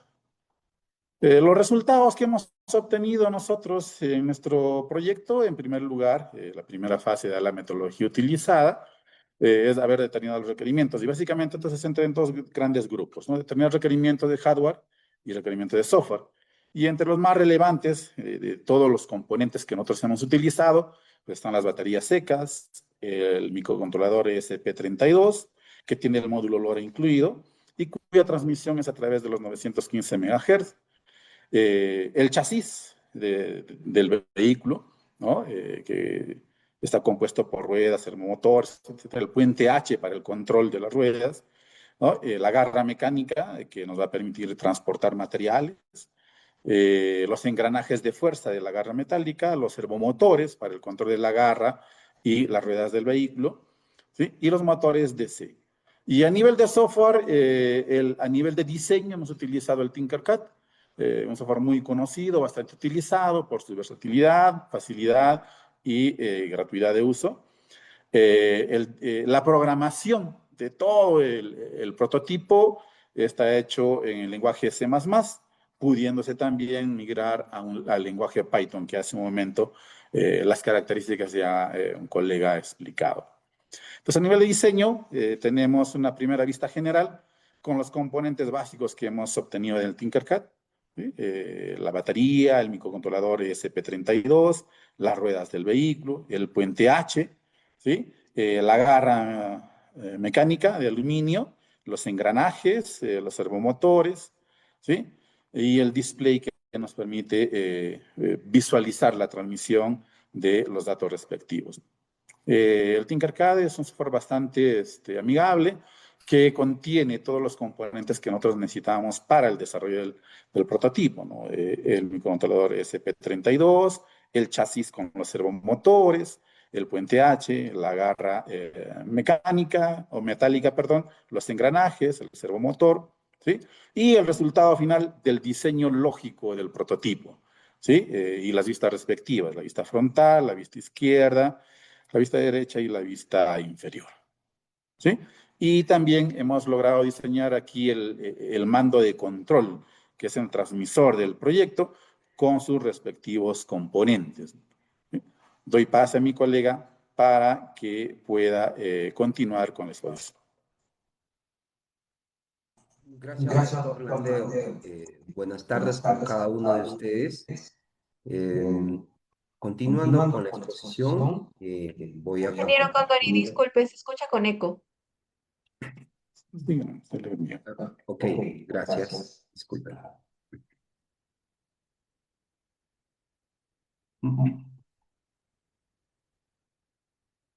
Muy bien. Continuando con la exposición. En la parte 3 de los resultados, ¿no? Vamos a ver ahora in situ la parte experimental del proyecto, ¿no? Que podemos visualizar a la parte de derecha el chasis de un carrito a pequeña escala donde hemos usado la parte de la parte del sistema de transmisión para controlar por telemetría, ¿no? Ya que la parte del chasis cuenta con un puente H, que ya indicó el doctor Landeo. También podemos ver la garra mecánica y el microcontrolador SP32 que va a ser usado como receptor del prototipo. En la parte derecha podemos ver la parte del transmisor, donde que tenemos dos potenciómetros, ¿no? Que van a ser usados para controlar parte de la transmisión y parte de la recepción de los datos, de la trama de datos que envía la tecnología LoRa vía telemetría, ¿no? Por radiofrecuencia. Muy bien. Podemos ver también en el punto 3.4 de los resultados, donde que hemos tomado pruebas, ¿no? Y los tipos de prueba, siendo los resultados exitosos, la conectividad de componentes, la conectividad entre emisor y receptor a corta distancia, la conectividad entre emisor y receptor a larga distancia. Recordemos que esta tecnología LoRa es bien aplicada. ¿Por qué? Porque su transmisión de datos es a 10 kilómetros, ¿no? Y en espacios libres se puede ir hasta 20 kilómetros, ¿no? Usando radiofrecuencia. La potencia de servomotores ha sido probada con éxito, las ruedas de la garra, la presión de los engranajes, la potencia mecánica de engranajes, el desplazamiento lineal del prototipo adelante, atrás, izquierda, derecha, la telemetría entre emisor y receptor, cómo se van comunicando con la trama de datos, ¿no? A ciertos decibelios milivoltio. Muy bien. También en la parte 3.5 tenemos parte del mantenimiento. El prototipo de vehículo terrestre teledirigido mediante telemetría está usando la tecnología LoRa, ¿no? Ya que esta tecnología está en constante evolución, ya que tenemos las pruebas ensayo-error, sabiendo que nada es perfecto en este mundo, ¿no? Siempre vamos a encontrar ciertos tipos, errores en las pruebas in situ, ¿no? Se tiene planificado también agregado paneles solares para integrar la energía fotovoltaica para que nuestro prototipo se alimente de estas energías renovables, ¿no? Muy bien. Como punto 4 tenemos la discusión y las aplicaciones del prototipo del vehículo teledirigido mediante la telemetría utilizando, ¿no?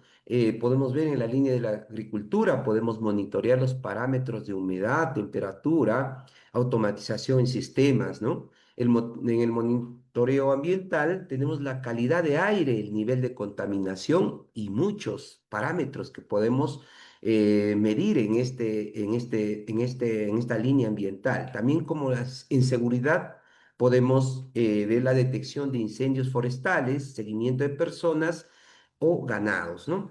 En la automatización industrial, el monitoreo de máquinas, control de temperatura, ventilación y demás actuadores, ya que vamos a ver el funcionamiento del prototipo in situ, ¿no? Para poder ver el uso y la aplicación de esta tecnología LoRa, que es versátil, eficaz, eficiente y no necesita internet para controlar prototipos a largo alcance, ¿no? Vamos a ver en el punto 5 las conclusiones y podemos ver como conclusiones.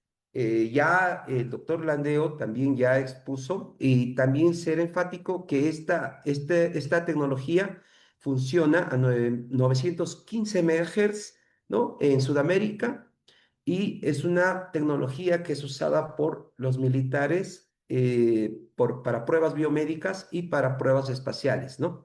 Ya que no necesita internet para su control. Vamos a pasar a probar el prototipo. Sí.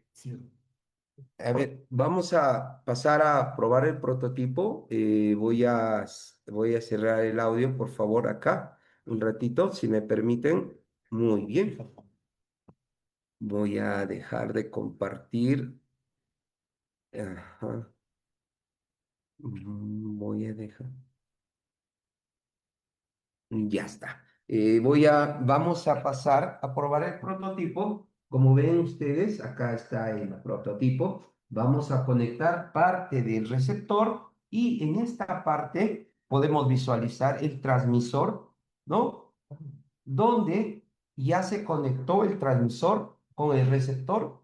Entonces, de esta manera nosotros vamos a poder controlar con este par de potenciómetros, como ya ha sido expuesto, parte de la dirección del carro, del prototipo, ¿no? Entonces acá podemos ver la garra mecánica que se abre de 0 a 180 grados vía telemetría, ¿no? Ustedes saben que este receptor puede estar a largo alcance y lo controla de una manera eficaz, eficiente, con un cálculo matemático preciso. También podemos ver el control con este potenciómetro, la parte de la dirección, ¿no? Donde que va adelante, atrás el móvil, adelante, atrás, y también vemos en parte de la dirección derecha e izquierda, ¿no? Entonces, con esto podemos concluir que la telemetría es una tecnología aplicada, versátil, ágil y sin necesidad de usar el Internet. Eso sería parte de la posición de prototipo. Voy a pasar al doctor el pase al doctor Landeo para que cierre la exposición. Gracias. Bien, hemos visto de manera objetiva el desarrollo de nuestro proyecto. Como ya hemos explicado tanto mi colega, el maestro Percy Condori, quien habla, es un proyecto que está en constante desarrollo. Las aplicaciones que podemos encontrar porque son múltiples y que ya lo ha descrito en agricultura, ganadería, seguridad, ciudades inteligentes. Y por lo tanto, las conclusiones fundamentales a las que hemos arribado después de haber logrado este prototipo eh, usando telemetría, la tecnología LoRa, y el cual nos permite el control de múltiples sensores, donde radican las bondades del proyecto. ¿No? Podemos controlar, medir temperatura y una serie de aspectos más. ¿Sí? Este prototipo es un prototipo explorador, teledirigido, y que aprovecha la frecuencia de los 915 MHz, que es una frecuencia libre para este tipo de desarrollos, no necesitamos licencia, por lo tanto radica en su bajo costo y su gran aplicación. ¿Sí? Eh, Eso es lo que hemos querido mostrar el día de hoy. Esperamos haber cubierto las expectativas y no habernos pasado en el tiempo. Muchas gracias. Gracias. Gracias a ambos, estimados. Un gran alcance el que nos han venido a ofrecer el día de hoy. También agradecemos la muestra del prototipo en vivo y en directo. Me parece que también los participantes que ahora se encuentran en sala están enviando sus felicitaciones por el chat, agradeciendo también la muestra del mismo. Tenemos un expositor más, el que va a cerrar el día de hoy la mesa. Agradecemos más bien la sintonía de las personas que se encuentran en sala y quienes también nos siguen por transmisión de Facebook. Ya vamos a cerrar la mesa con la participación del doctor Emerson Damián Norabuena Figueroa. Él es representante de la Universidad Nacional Santiago Antúnez de Mayolo. Pertenece al grupo de investigación y Data Science, Innovación Data Science en Salud, Educación, Gestión y Tecnología. Él es profesional en estadística e informática, calificado como investigador RENACIT de CONCITEC, catedrático universitario adscrito al Departamento Académico de Estadística de la Facultad de Ciencias en la UNASAM. Cuenta con estudios de doctorado en Deep Tech con enfoque en inteligencia artificial y tecnologías emergentes por la Universidad Nacional Mayor de San Marcos y en Ciencias e Ingeniería de la Computación por la UNASAM. Posee maestrías en Data Science por la Universidad Científica del Sur y en Tecnología de la Información y Sistemas Informáticos. Sin mayor preámbulo, le damos pase al doctor Norabuena. Eh, Como representante de la Universidad Nacional Santiago Antúnez de Mayolo, En primera instancia, agradecemos a la Red Peruana de Universidades por esta quinta jornada de investigación pertinente, al cual pues vamos con la propuesta acerca de este proyecto que ha sido desarrollado ya 3 años y seguimos persistentes en el modelado o entrenamiento que se está dando a esta propuesta.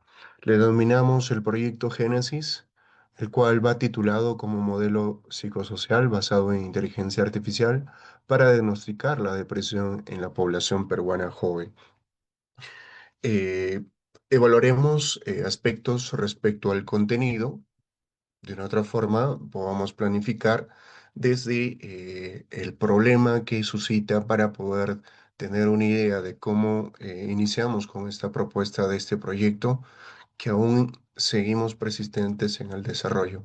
Los objetivos que prevé esta denominada revisión, la justificación, un enfoque sobre el marco teórico que se está abordando y o priorizando, la metodología que implantamos y más aún cómo hemos logrado los resultados a una prueba piloto respecto a la fortaleza que tenemos de entrenarlas. Bien, podamos ver acerca de este problema. Hoy en día, a fomentar la depresión en nuestros jóvenes es pues un arduo labor que tiene en este caso las entidades de poder eh, tratar de controlar este problema.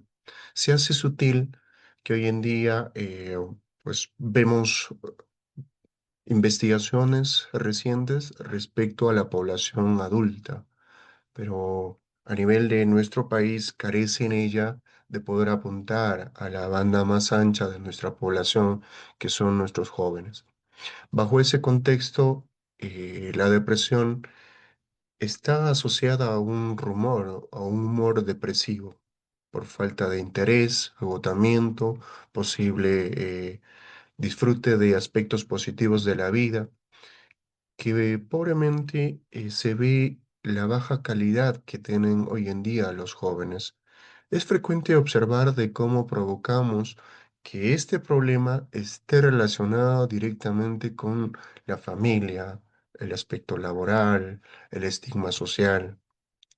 Hoy en día la juventud no solo en este caso es la más frecuente de optar por los casos que en este sentido han sido registrados, sino la mayor sistematología y riesgo suicida. Para ello, pues nace la idea de poder crear un prototipo que insta de poder almacenar registros que tenemos a partir de ENDES, que dicha encuesta ha sido validada y más aún los registros que tenemos periodo a periodo. Esto es sutil de poder denominar una pequeña interrogante. Estamos frente a una situación muy grave y que tiene prácticamente colapsada los sistemas de salud. Esta interrogante nos hace pensar que hoy en día existe una familia donde no hay un joven que sufra de trastornos mentales. Fijémonos que en las estadísticas, más de un 3,8% de 280 millones de personas experimentan depresión. Esto, como sutil, experimenta bajo las métricas que hemos registrado, a partir de casos 10% de mujeres jóvenes embarazadas que experimentan la opción de poder dar a luz en un sistema depresivo. Más de 700.000 personas mueren cada año por suicidio. Son estadísticas alarmantes que desde ya van de interés. ¿Por qué no, digamos, crear un proyecto que pues, de poder utilizar herramientas de inteligencia artificial para poder madurar el modelo que tenemos en la población joven, denominada entre los 15 a 29 años? Puesto que esto hace que tengamos de propuesta estimar a través del modelo psicosocial basado en inteligencia artificial el diagnóstico de la depresión, que esto sea sutil, sobre todo de utilidad para los especialistas en esta línea. Dentro de los objetivos específicos, ¿cómo poder explorar las razones de prevalencia? Podemos ver diagnósticos fijados por frecuencias que de una otra forma van a, en este caso, precisar el alcance de cómo diagnosticar y finalmente las causas de esta discapacidad. Todo esto se va a, digamos, a prever a partir de el modelo y más aún cuando vemos la parte de justificación. Si en 3 años hemos estado trabajando arduamente sobre el modelo psicosocial que hoy en día está dando frutos muy, muy significativos con la colaboración de, en este caso, de universidades, hospitales en este caso, de Europa y Sudamérica. Esto hace de que, pues, podamos ser capaces de poder explicar este modelo a partir de la vulnerabilidad que tiene hoy en día este estado de depresión.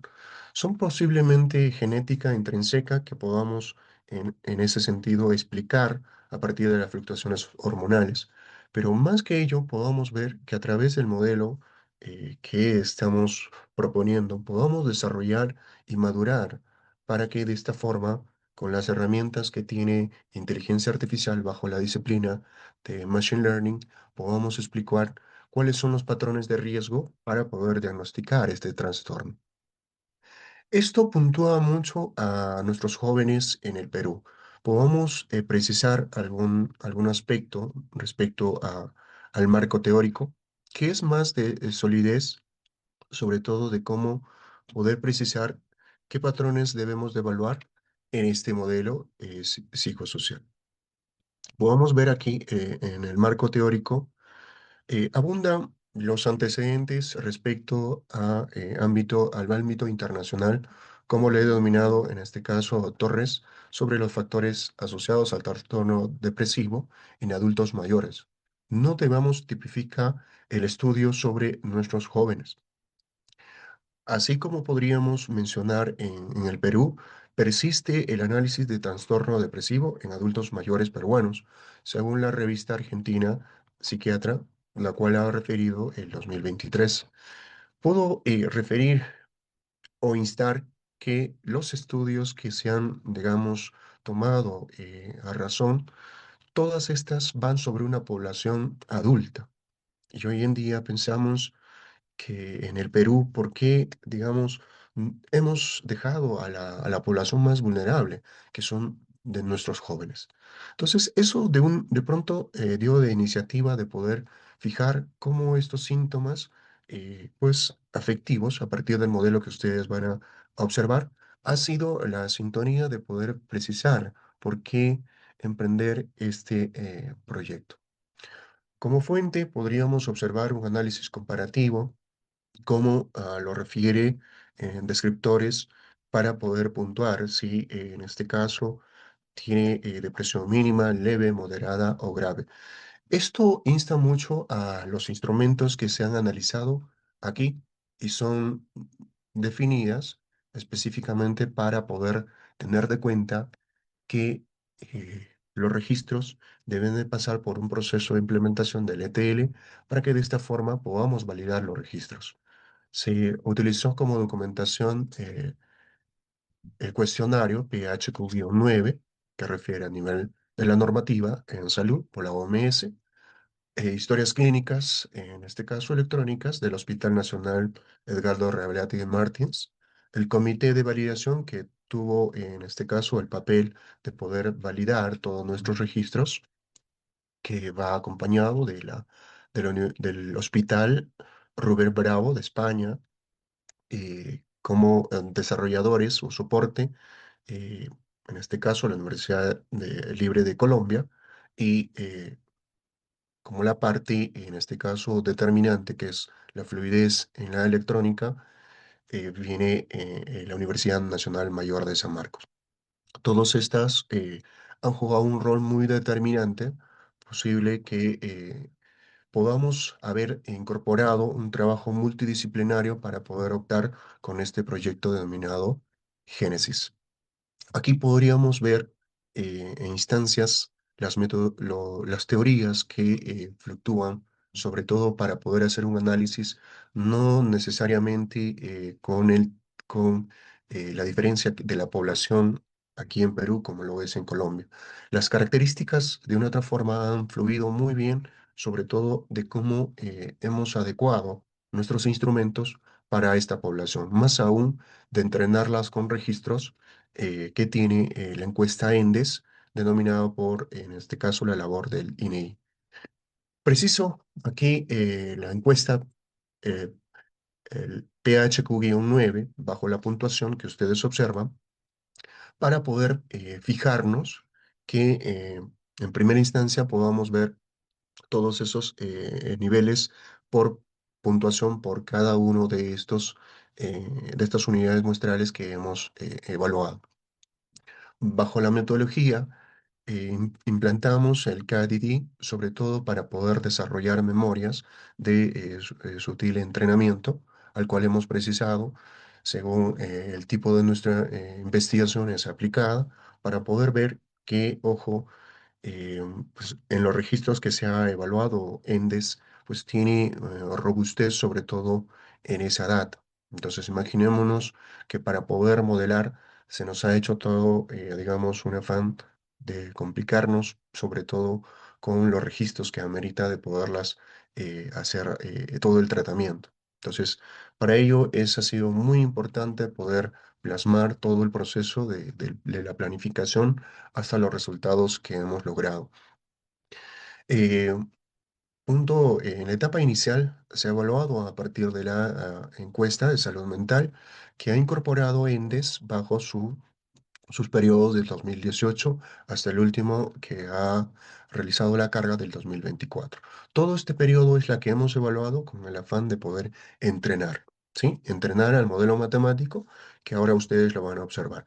Este modelo matemático, desde luego, tiene como opción, es uno de los modelos que ha sido evaluado a partir de la red neuronal que podamos precisar en la entrada multidimensional a fin de que podamos evaluar los patrones. ¿Qué patrones hemos precisado? Objetivos afectivos del paciente, como el estado emocional, humor, sentimientos hacia la enfermedad o tratamiento.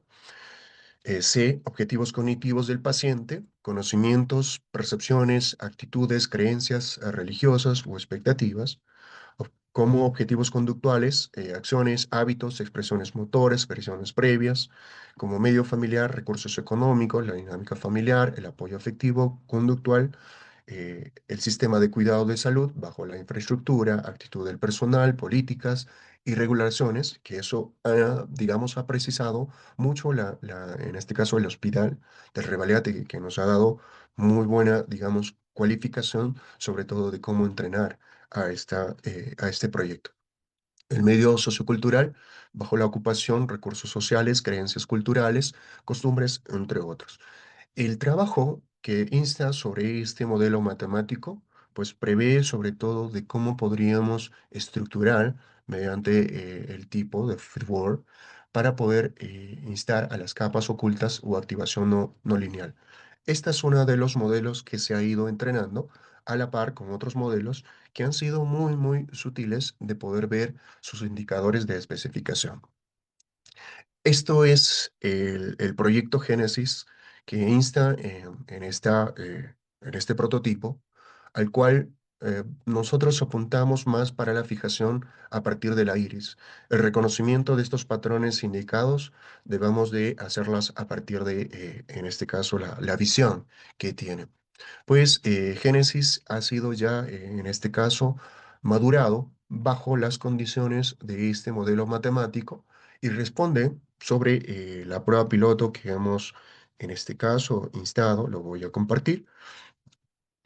Las especificaciones que tiene, en este caso, la, la producción, hemos fijado una muestra representativa de todos estos registros, o el periodo precisado, de, de alrededor de 39.513 registros diagnosticados con estados de depresión.